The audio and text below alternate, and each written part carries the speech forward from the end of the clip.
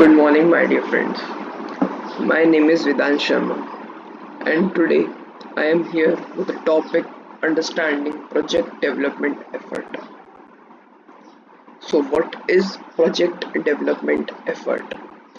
So, what does it say? It says successful project management relies on accurately estimating the development effort required for a project. So, अगर हमें कोई भी project को successfully complete करना है तो हमें सबसे पहले उस प्रोजेक्ट की एस्टिमेशन जानना पड़ेगी कि हमें कितना एफर्ट उस चीज़ के अंदर डालना पड़ेगा।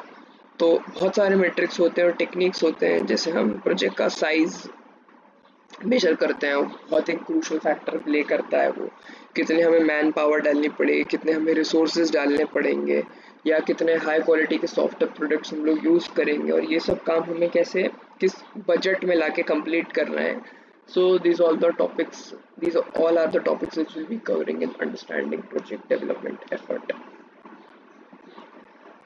Measuring project size, metrics and approaches. So इसके अंदर हमें पता लगेगा कि हम किसी प्रोजेक्ट का साइज मेजर करने के लिए हमारे जो मेट्रिक्स होते हैं या हम जो अप्रोचेस यूज़ करते हैं वो क्या होते हैं. तो पहला होता है LOC, that is line of code. मतलब आपका कोड आपने जो करा है वो कितनी लाइंस में करा हुआ है, क्योंकि उस चीज़ से आपकी कॉम्प्लेक्सिटी और फंक्शनैलिटी बिल्कुल अफेक्ट होती है कि आप कैसे काम करते हो या कोड का स्ट्रक्चर क्या है या आपने कौन सी मेथोडोलॉजी यूज़ करी है. फिर आते हैं हमारे पास फंक्शन पॉइंट्स, जिसके हम लोग अंदर बहुत सारे फैक्टर्स कंसिडर करते हैं, जैसे इंक्वायरीज हो गए, इनपुट्स हो गए, आउटपुट्स हो गए एंड इंटरफेसेस हो गए, हमारे प्रोजेक्ट का स्कोप क्या है, complexity and all types. Then comes story points. इसके अंदर हम लोग बहुत सारे फैक्टर्स कंसिडर करते हैं, जैसे रिस्क क्या हो गया आपके प्रोजेक्ट का, एफर्ट्स आपको कितने पुट ऑन करने पड़ेंगे, अनसर्टेनिटी क्या है हमारे प्रोजेक्ट्स की, प्री डिफाइंड फार्मूलाज हम लोग यूज़ करते हैं इन चीज़ों के अंदर. तो इस स्लाइड में मेन हमने पढ़ा मेट्रिक्स एंड अप्रोचेस की, कौन से मेट्रिक्स होते हैं एंड क्या अप्रोचेस होते हैं उन मेट्रिक्स को कैप्चर करने के लिए. So let's move to the next slide. Next slide says use case points, aligning requirements and efforts. अब हमें अगर कोई प्रोजेक्ट बनाना है तो सबसे पहले हम लोग उसके अंदर चेक करेंगे कि हमारे पास रिक्वायरमेंट्स क्या है. रिक्वायरमेंट एनालिसिस की हम स्टेप जो है वो पहले परफॉर्म कर चुके होंगे, उससे हमें यूज़र के रिक्वायरमेंट्स के बारे में पता चल जाएगा, यूज़र के मेन क्या क्या रिक्वायरमेंट्स हैं.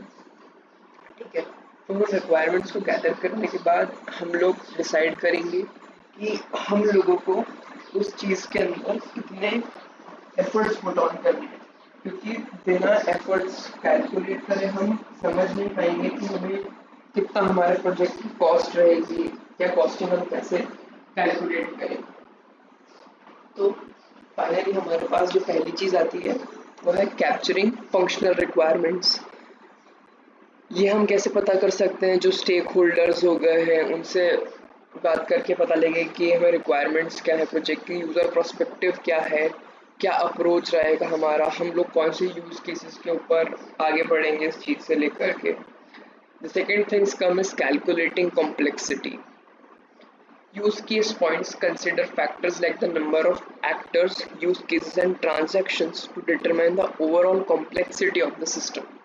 तो हम पूरी सिस्टम की ओवरऑल कॉम्प्लेक्सिटी को डिटरमाइन करते हैं इसके अंदर.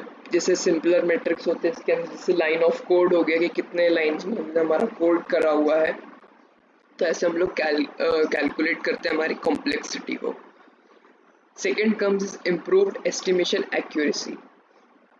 अब हमें, क्योंकि हमने रिक्वायरमेंट्स तो ले लिए हैं, पर अब हमें एफर्ट्स कितने पुट ऑन करने हैं उसके लिए हमें कुछ एक एस्टिमेशन करना पड़ेगा, एंड जो हम एस्टिमेशन कर रहे हैं that should be accurate. Okay, तो इस चीज़ को लेकर के हम लोग बहुत ज़्यादा इस चीज़ को हम लोग एकदम ब्लाइंडली नहीं कर सकते हैं.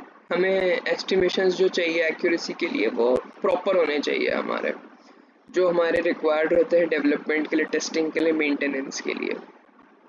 तो हमें इसके अंदर मेनली जो हमारा टारगेट रहता है वो मोर एक्यूरेट एस्टिमेट्स कैलकुलेट करने का होता है। नेक्स्ट इज जो प्रोजेक्ट साइज होता है हमारा, उसको कौन कौन से फैक्टर्स हैं हमारे जो इन्फ्लुएंस करते हैं। अब किसी प्रोजेक्ट के लिए तो बहुत सारे फैक्टर्स होते हैं जो इन्फ्लुएंस करते हैं, बट जो हम डिटेल में यहाँ पे पढ़ेंगे वो है scope and requirement, technology and tools, domain complexity and team dynamics. तो स्कोप एंड रिक्वायरमेंट क्या कहता है? Scope and requirements ये कहते हैं कि the size and complexity of a software project are heavily influenced by the scope of the system and detailed requirements। कितने requirements हैं हमारे यूज़र के, वो कितने डिटेल्ड हैं। अगर हमारे उसमें फंक्शनैलिटी बढ़ती जाएगी तो नेचुरली हमारे फंक्शनैलिटी हमारी तभी बढ़ेगी जब हमारे रिक्वायरमेंट्स बढ़ते जाएंगे यूज़र के पॉइंट ऑफ व्यू से, साइड से। तो हमारा पहला फैक्टर होता है scope and requirement. Second is technology and tools, क्योंकि बिना टेक्नोलॉजी या टूल्स को यूज़ करके हम कोई भी सॉफ्टवेयर नहीं बना सकते हैं, क्योंकि एफर्ट हमें रिक्वायर होता है उनके इम्प्लीमेंटेशन के लिए, टेस्टिंग के लिए, मेंटेनेंस के लिए। तो ये बहुत सिग्निफिकेंट इम्पैक्ट करते हैं हमारे प्रोजेक्ट साइज के ऊपर कि हम कौन सा टूल यूज़ करेंगे, फ्रेमवर्क क्या रहेगा, लैंग्वेजेस क्या रहेंगी, टूल्स क्या रहेंगे। The next is team dynamics. तो एक अच्छा प्रोजेक्ट बनाने के लिए हमें एक हेल्दी टीम चाहिए होती है कि डेवलपमेंट साइड की टीम अच्छे से काम करे अपना, टेस्टिंग साइड की टीम अच्छे से काम करे, डेवलपमेंट वाली टीम अच्छे से काम कर रही हो, जो UI UX देख रहे हैं किसी साइट का। तो वो सब हमें टीम डायनामिक्स बहुत क्रूशियल फैक्टर प्ले करते हैं अपना किसी प्रोजेक्ट को इन्फ्लुएंस करने में, क्योंकि अगर किसी टीम ने कोई काम कंप्लीट कर लिया एंड अगर वो आगे फर्दर मतलब उस काम में कुछ उनकी हेल्प चाह रहे हैं दूसरी टीम से, एंड अगर वो उस चीज़ पर रिप्लाई नहीं कर रहे हैं, उन्हें रीच आउट ही नहीं कर पा रहे, तो दैट इज़ रॉन्ग एंड हमारा प्रोजेक्ट साइज नेचुरली इंक्रीज होगा इस चीज़ के कारण। The next come is domain complexity. तो डोमेन कॉम्प्लेक्सिटी के अंदर हमारे होते हैं बिजनेस रूल्स होते हैं, डेटा स्ट्रक्चर्स होते हैं, इंटीग्रेशन रिक्वायरमेंट्स होती हैं कि अगर हम फ्रंट एंड और बैक एंड को आपस में इंटीग्रेट कर रहे हैं तो वो कितना कॉम्प्लेक्स होता है, because today's date it is not really easy कि हम इंटीग्रेट कर लें इतनी आसानी से चीज़ों को। तो ये भी एक बहुत बहुत क्रूशल फैक्टर प्ले करते हैं किसी प्रोजेक्ट के साइज। अब प्रोजेक्ट साइज को हम एस्टिमेट करने के लिए हमारे पास बहुत सारे चैलेंजेस आते हैं कि हमारे पास एक वॉक थ्रू जैसा होना चाहिए कि हमें पता होगा कि यहाँ पे हमें प्रॉब्लम आएगी, यहाँ हमें प्रॉब्लम नहीं आएगी। तो पहला कहता है scope creep, that is uncontrolled changes to the project scope can significantly increase the development effort, leading to schedule delays and budget overruns. Effective change management processes are crucial to mitigate scope creep. तो यहाँ ऐसा होता है कि अगर कोई project अपनी deadline को एक्सटेंड करता है या बढ़ता जाता है, तो मेनली वो तो ये रहा है ना कि जो नंबर ऑफ एम्प्लॉयज़ हैं, वर्कर्स हैं, जो चीज़ के ऊपर काम कर रहे हैं, उनका काम उस चीज़ पे बढ़ता जा रहा है, उनका काम बढ़ता जा रहा है, मतलब मैन आवर्स बढ़ रहे हैं आपके। तो मेनली अगर आपके मैन आवर्स बढ़ रहे हैं तो आपका बजट ओवररन होगा, क्योंकि आपने इस चीज़ को इतने के लिए ही प्लान किया था and this is exceeding what you have planned for it. The next comes is changing requirements. ये बहुत ज़्यादा प्रॉब्लम करता है ये चीज़, क्योंकि जैसे हमने यूज़र से उसकी रिक्वायरमेंट्स तो ले लिए, स्टेक होल्डर से हमने इन्फॉर्म करवा लिया कि हमें क्या चाहिए, बट अगर आप कोडिंग स्टार्ट कर दो, आपका पूरा वॉक थ्रू हो जाए आपके पास कि आपको क्या करना है, एंड इवन अगर वो आपका जो क्लाइंट है अगर आपको कहता है कि उसको ये चीज़ नहीं कुछ और चीज़ चाहिए, तो ये बहुत चैलेंजिंग टास्क हो जाता है, क्योंकि उसको इनकॉर्पोरेट करना अपने वापस उस नई चीज़ में। इस चेंजिंग रिक्वायरमेंट को हम, इस चैलेंज को हम ऐसे मूव ऑन कर सकते हैं कि हम जो हमारे मेन यूज़र्स हैं या जो हमारे क्लाइंट हैं उनसे हम एक रेगुलर चेकअप रखते रहें कि हमने आपका काम इतना हो गया है एंड दिस टाइप्स का। The next come is team dynamics, जिसकी हमने पहले ही बात कर ली थी कि team turnover, skill gaps, communication issues, क्योंकि अगर कोई टीम रिप्लाई नहीं करती है आपके उस पर तो बहुत ज़्यादा रोल प्ले करते हैं ये।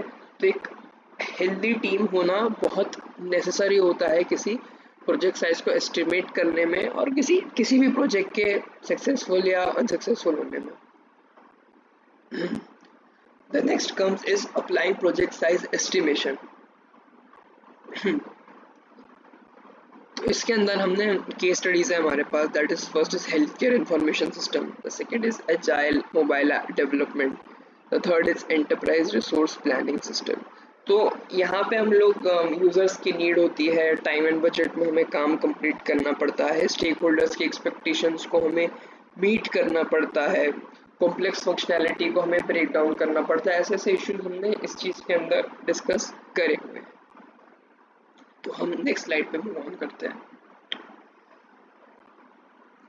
तो अगर हमें प्रोजेक्ट साइज एस्टिमेशन को हासिल करना है तो इस चीज़ के लिए हमें रिक्वायर होता है पहली चीज़ रिसर्च एंड एनालाइज। पहले ही हमारे पास क्या सिचुएशन आ रही है, क्या प्रोजेक्ट है, उस पर हमें रिसर्च करना पड़ेगा, चीज़ों का एनालाइज करना पड़ेगा, एक अच्छी टीम को डिज़ाइन करना पड़ेगा। Second is plan and collaborate. अब हमें चीज़ें पता चल गई, हमारा एनालिसिस हो चुका है, रिसर्च हो चुकी है, अब हमें प्लान आउट करना पड़ेगा कि हम कैसे मूव ऑन करेंगे, दूसरी चीज़ से कैसे हम लोग कोलैबोरेट करेंगे। Next is monitor and adjust, because team design हो चुकी है, काम चालू हो चुका है, अब इस पे मॉनिटरिंग कौन करेगा कि कितना प्रोजेक्ट की प्रोग्रेस है, न्यू इन्फॉर्मेशन अगर आपके पास कोई आई है, आपके पास चेंज कोई अराउज हुआ तो आप उस चीज़ से एडजस्ट कर सको अपने एस्टिमेट्स को।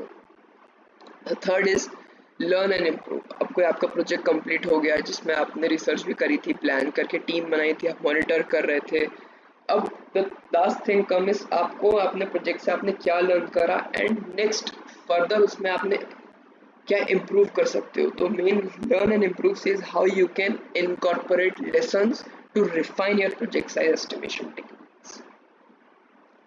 The next comes is conclusion, which says that accurate project size estimation is a critical component of an effective development project management by leveraging various metrics and techniques। जिससे हमने बात किया कि बहुत सारे metrics होते हैं, techniques होती हैं, जैसे line of code हो गया, story points क्या हो गए, हमारे use cases क्या हो गए हैं, यूजर से टाइम टू टाइम बातें करना कि उसे क्या चाहिए या कुछ अगर चेंज हुआ है उसके अंदर, फिर हम लोग रिसोर्सेज कौन से यूज़ कर रहे हैं, हाई डिलीवरी सक्सेसफुल में हम लोग काम कर रहे हैं कि नहीं। फिर प्रोजेक्ट साइज एस्टिमेशन बहुत एक इम्पॉर्टेंट प्ले करता है प्रोफेशनल्स के लिए एंड एक बहुत क्रूशल स्टेप होता है किसी प्रोजेक्ट की सक्सेस के लिए। तो इन शॉर्ट हमने यहाँ पर डिस्कस किया कि हमारा प्रोजेक्ट साइज एस्टिमेशन का क्या इम्पोर्टेंस रहता है, कैसे हम किसी प्रोजेक्ट की कॉस्ट को, चीज़ों को एनालाइज कर सकते हैं एंड हमारे किसी भी प्रॉब्लम से हम लोग प्रोजेक्ट से मूव ऑन कर सकते हैं। आपको कोई भी डाउट है तो आप कमेंट सेक्शन में डाल सकते हैं। Thank you, that's all from my side.